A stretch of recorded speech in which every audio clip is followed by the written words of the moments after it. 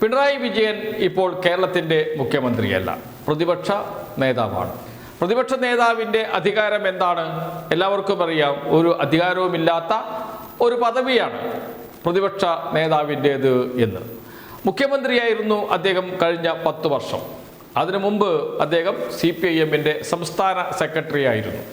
അന്നു മുതൽ തുടങ്ങിയിരുന്നു പിണറായി വിജയന് കുരുക്ക് മുറുക്കാൻ കേരളത്തിലെ മാധ്യമങ്ങൾ. ആദ്യകാലത്ത് പത്രമാധ്യമങ്ങളായിരുന്നു, കൂടെ ദൃശ്യമാധ്യമങ്ങളും ഉണ്ടായിരുന്നു. പിണറായി വിജയന് കുരുക്ക് മുറുക്കാൻ, പിണറായി വിജയൻ കുരുങ്ങുന്നു, പിണറായി വിജയൻ കുരുക്ക് മുറുകുന്നു എന്നൊക്കെ പറഞ്ഞുകൊണ്ടുള്ള വാർത്തകൾ അന്നു മുതലേ തുടങ്ങിയതാണ്. പിന്നീട് അദ്ദേഹം കേരളത്തിൻ്റെ മുഖ്യമന്ത്രിയായതിനു ശേഷം സോഷ്യൽ മീഡിയയിലും പ്രധാനമായും മറുനാടൻ മലയാളിയിലും അതോടൊപ്പം തന്നെ ജയശങ്കറിൻ്റെ വിവിധ ചാനലുകളിലെ പ്രഭാഷണങ്ങളിലും പറഞ്ഞുകൊണ്ടിരുന്നത് പിണറായി വിജയൻ ഇപ്പോൾ താഴെ വീഴും, പിണറായി വിജയനെ CPIM പുറത്താക്കും, പിണറായി വിജയന് CPIM-ൽ ഭാവിയില്ല, പിണറായി വിജയന് കുരുക്കുമുറുകുന്നു, പിണറായി വിജയൻ അഴിയണ്ണും, പിണറായി വിജയൻ ജയിലിലേക്ക് എന്നിങ്ങനെയുള്ള നിരന്തരം തലക്കെട്ടുകൾ നാം കണ്ടതാണ്. അദ്ദേഹം 10 വർഷവും പിണറായി വിജയൻ 10 വർഷവും കേരളത്തിൻ്റെ മുഖ്യമന്ത്രിയായി അദ്ദേഹം മുന്നോട്ട് പോയി. അതിനു മുമ്പ് അദ്ദേഹം CPIM-ൻ്റെ സംസ്ഥാന സെക്രട്ടറി ആയിരുന്നു എന്ന് പറഞ്ഞല്ലോ. അന്നേ മാധ്യമങ്ങൾ അദ്ദേഹത്തിന് എതിരെ പറയുന്ന കാര്യങ്ങൾ ഒന്ന് വെറുതെ ഓടിച്ചു നോക്കിയാൽ മാത്രം മതി. എത്രമാത്രം കോളങ്ങൾ, എത്രമാത്രം സമയം ഈ മാധ്യമങ്ങൾ ചെലവഴിച്ചിട്ടുണ്ട് എന്നോർക്കണം. ഇത് പറയാൻ കാരണം 2 ദിവസം മുമ്പ് ഒരു വീഡിയോ ശ്രദ്ധയിൽപ്പെട്ടു. ഒന്നല്ല, 2 വീഡിയോ സോഷ്യൽ മീഡിയയിൽ വന്നതാണ്. അതിലൊന്ന് സമയം കുറിച്ച് ED, റിപ്പോർട്ടർ മുതലാളിയും വീണ വിജയനും അകത്തേക്ക്. ഇതാണ് തലക്കെട്ട്, വീഡിയോയുടെ തമ്പ്. സമയം കുറിച്ച് ED, റിപ്പോർട്ടർ മുതലാളിയും വീണ വിജയനും അകത്തേക്ക് എന്ന്. ആരാണ് ചെയ്തിരിക്കുന്നത്? മറുനാടൻ മലയാളി. എത്ര കാലമായി അദ്ദേഹം പറഞ്ഞുകൊണ്ടിരിക്കുന്നു, പിണറായി വിജയൻ ഇതാ കുരുക്ക് മുറുകുന്നു, പിണറായി വിജയൻ ഇതാ പുറത്തേക്ക്, പിണറായി വിജയൻ ജയില്, പിണറായി വിജയൻ അഴിയണ്ണും തുടങ്ങിയ വാക്കുകളൊക്കെ, അതിനേക്കാളും രൂക്ഷമായ വാക്കുകൾ ഉപയോഗിച്ചിട്ടുണ്ട്. പിണറായി വിജയനെ കുറിച്ചുള്ള വീഡിയോയുടെ തമ്പ് തലക്കെട്ട് ആയി. എന്നിട്ട് ഇപ്പോൾ എന്തായി? അദ്ദേഹം കേരളത്തിൻ്റെ പ്രതിപക്ഷ നേതാവായി ഇരിക്കുന്നു. 10 വർഷം കേരളം ഭരിച്ച മുഖ്യമന്ത്രിയാണ് എന്നോർക്കണം. 15ാം വർഷത്തിലേക്ക് അദ്ദേഹത്തിന് കടക്കാൻ പറ്റിയില്ല. അത് മഹാ അപരാധമായിട്ടാണ് കാണുന്നത്. കേരളത്തിൻ്റെ രാഷ്ട്രീയ സ്ഥിതി വെച്ച് 5 വർഷം എന്ന രീതിയാണ് ഉണ്ടായിരുന്നത്.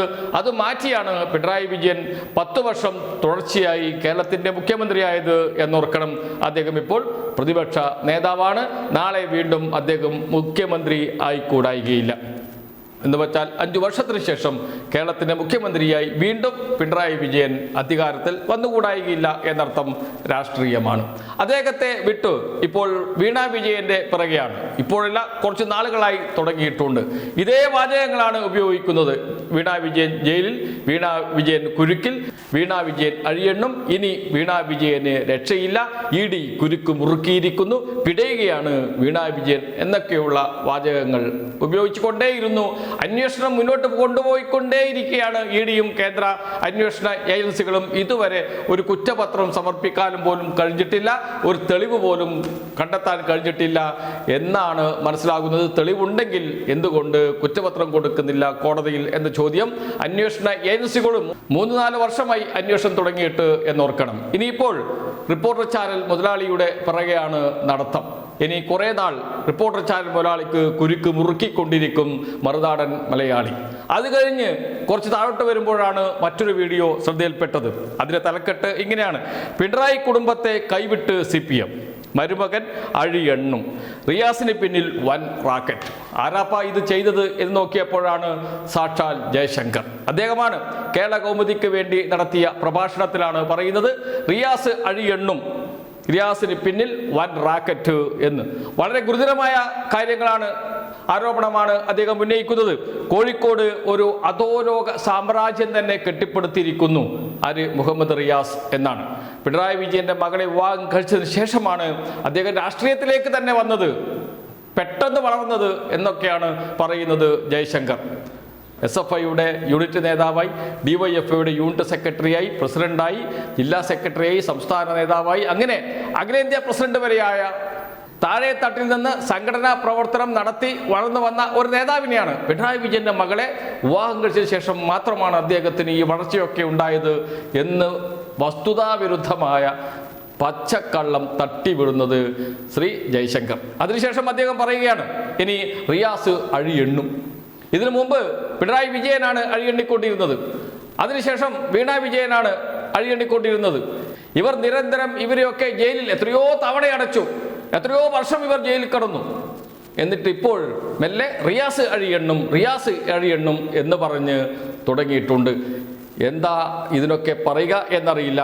ഇതൊക്കെയാണ് ഇപ്പോൾ പറഞ്ഞുകൊണ്ടിരിക്കുന്നത്. അവസാനം റിയാസിൽ എത്തി നിൽക്കുന്നു. നല്ല വ്യൂസ് ഉണ്ട്, ഒരു സംശയമില്ല. സംഘപരിവാറുകാരും കോൺഗ്രസ്സുകാരും നന്നായി കാണുകയും ആസ്വദിക്കുകയും ചെയ്യുന്നുണ്ട്.